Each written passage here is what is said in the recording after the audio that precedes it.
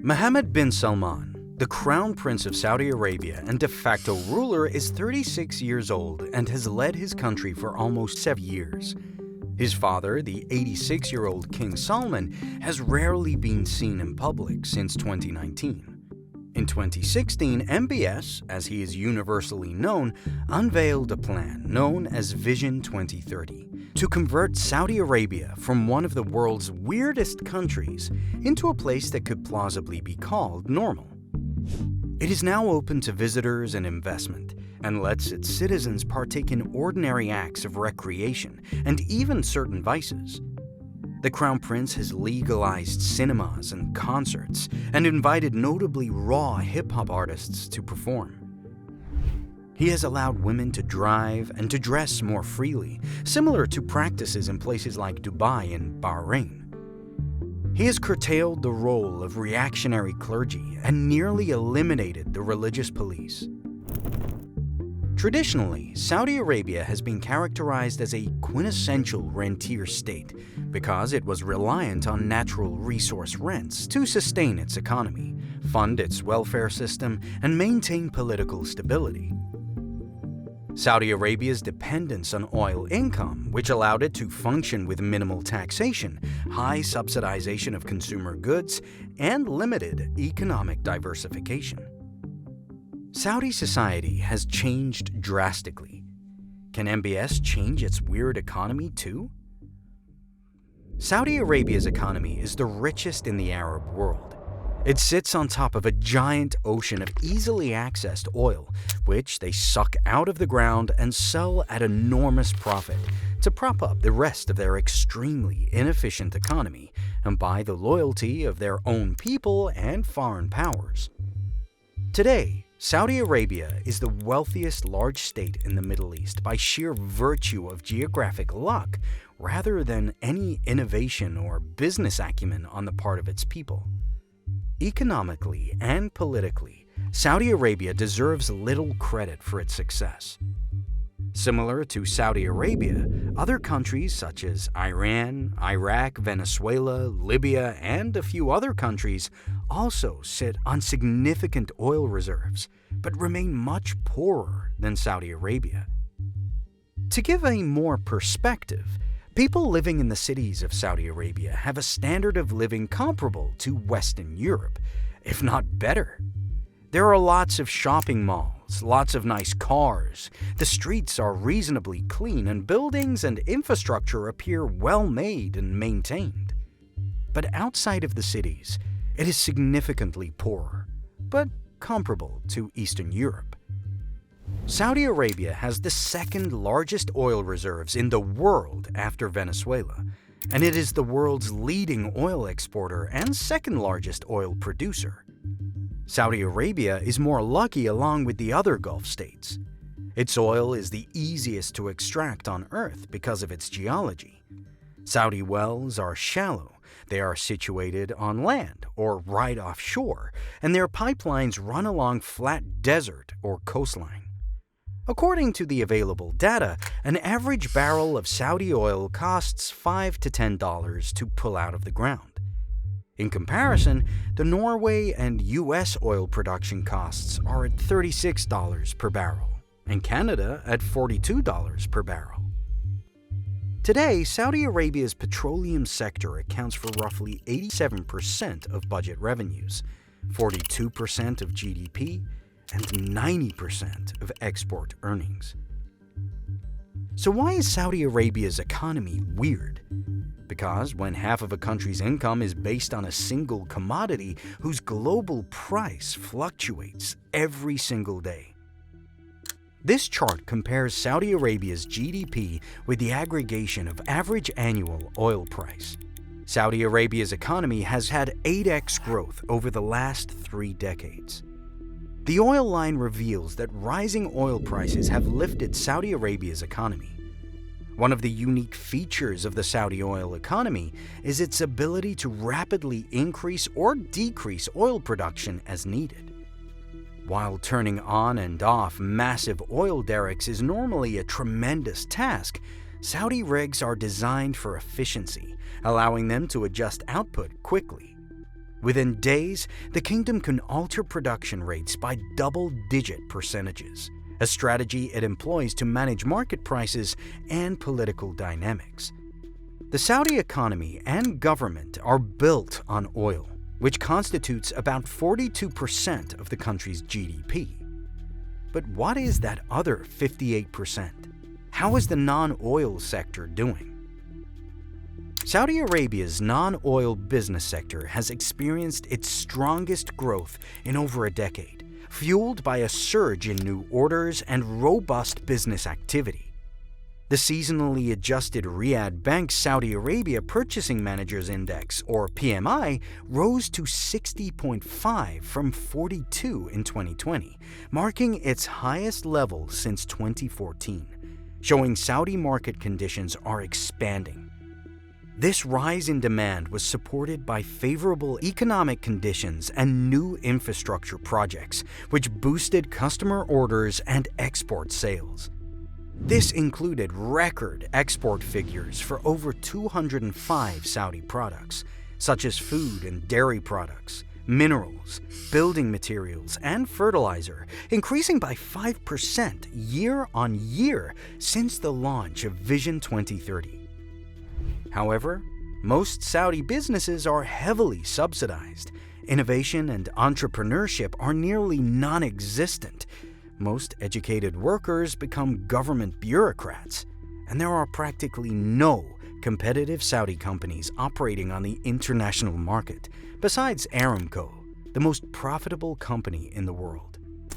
In the pre-reform era, Saudi citizens enjoyed a lifestyle characterized by generous social benefits.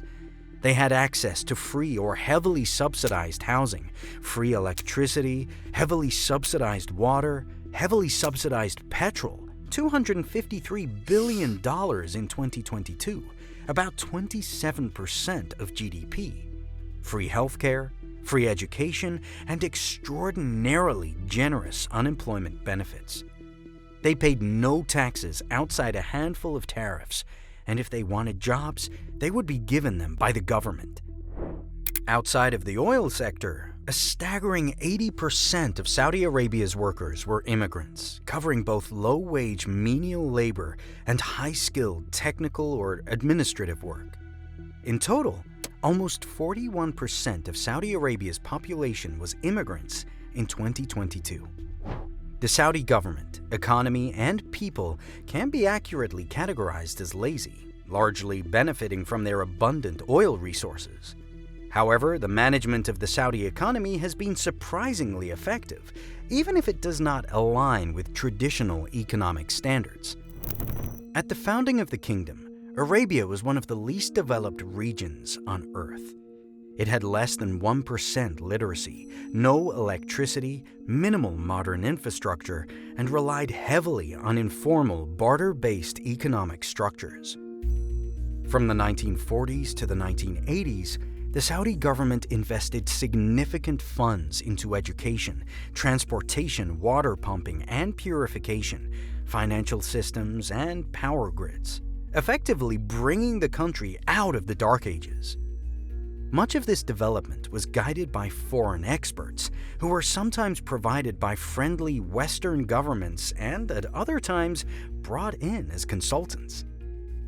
Despite its geography, Saudi Arabia still lacks a modern feel outside the major cities.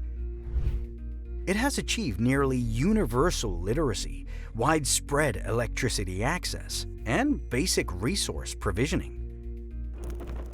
However, the pressures that made Saudi Arabia's old system of generous state handouts, enforced piety, and commodity dependence seem unstable and unsustainable. Volatile oil prices, lurching fiscal deficits, and inadequate job creation for a youthful population haven't gone away. While MBS's social reforms have garnered significant goodwill, only the economic elements of his Vision 2030 can bring lasting stability. The Crown Prince's plans stretch from the grandiose to the granular. Most attention-grabbing are the Giga-Projects, into which officials plan to invest nearly $900 billion by 2030, including a vast, often overhyped, futuristic, linear city, along with over 20 other projects.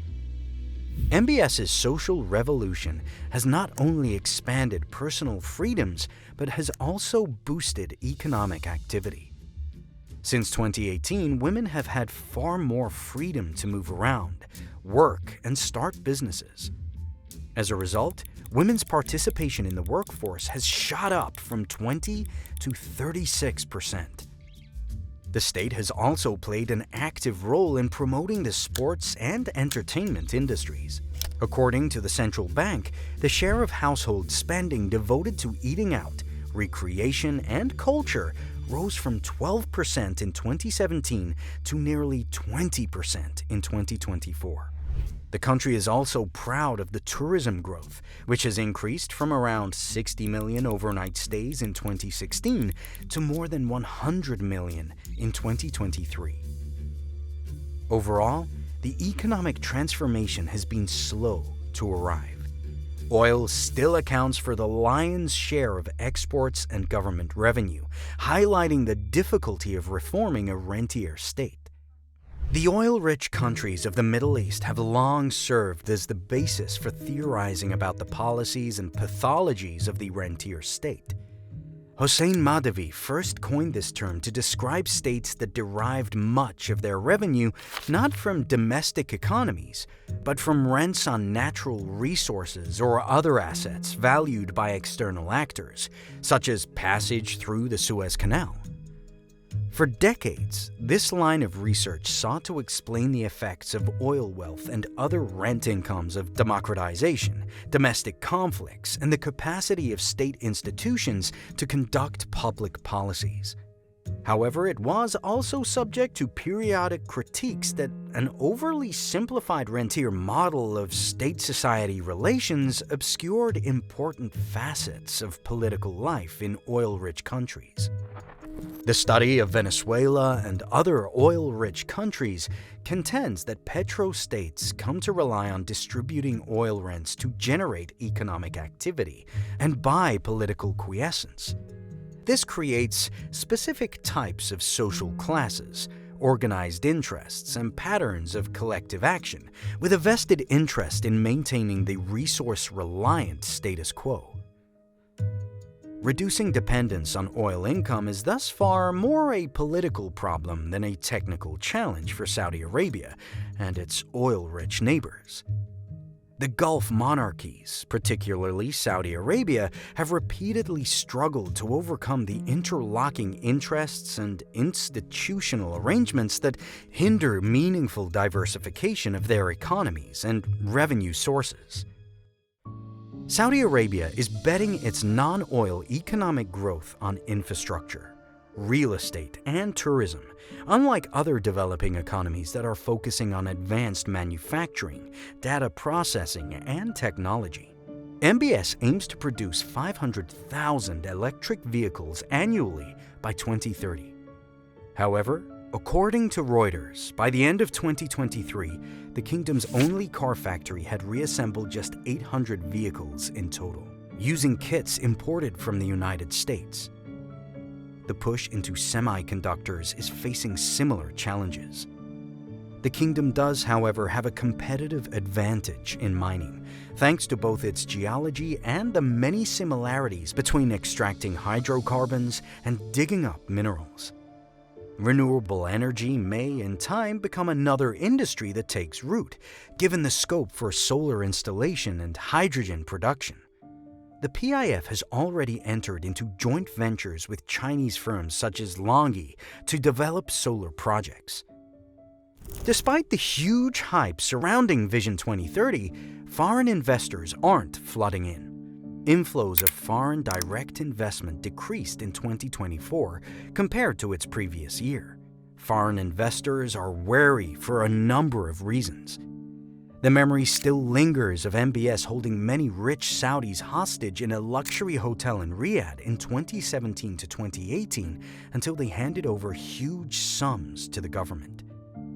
So too does a worry about the reputational risk of doing business with a government that had a prominent critic killed and dismembered in 2018. Political connections remain vital to doing business in Saudi Arabia. More prosaically, payment disputes and delays are not uncommon with government contracts.